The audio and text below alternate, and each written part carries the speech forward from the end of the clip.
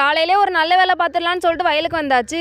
வந்த உடனே எங்கள் அப்பாவுக்கு சாப்பாடு கொண்டு வந்தோம். அதை நம்மளே சாப்பிடலாம் அப்படின்னு சொல்லிட்டு போன உடனே இலைய அறுத்து போட்டு நானும் உட்காந்துட்டேன். காலையிலேயே வயலுக்கு போகிறேன், வேலை பார்க்க போகிறோன்ற ஒரு ஆர்வத்தில் சாப்பிடாம கூட எல்லாரும் வயலுக்கு வந்துட்டோம். அங்கே உட்காந்து சாப்பிட்டுக்கலாம் அப்படின்னு சொல்லிட்டு அப்போ வாழை கடைக்கு தண்ணி அடைச்சிட்டு இருந்தாங்க. எங்கள் அப்பாவுக்கு மட்டும் சாப்பாடு கொண்டு வந்துட்டு பார்த்தா குடும்பத்தோட எல்லாரும் உட்காந்து அங்கேயே சாப்பிட்டாச்சு. சாப்பிட்டு முடிச்சு தெம்மா நம்ம வேலையை பார்க்கலாம் அப்படின்னு சொல்லிட்டு கூட எடுத்துட்டு கிளம்பியாச்சு.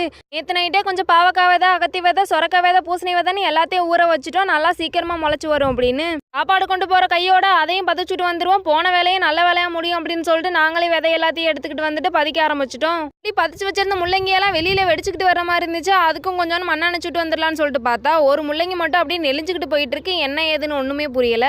இன்னைக்கு நம்ம வாழைக்கடையில் கொஞ்சம் களையும் வெட்டிட்டு இருந்தாங்க. களையாக இருந்துச்சு வாழைக்கடை ஃபுல்லாத்தையுமே. அப்படியே வெட்டி விட்டா இந்த வேலையும் முடியுது அப்படின்னு சொல்லிட்டு அவங்களும் வெட்டிட்டு இருந்தாங்க.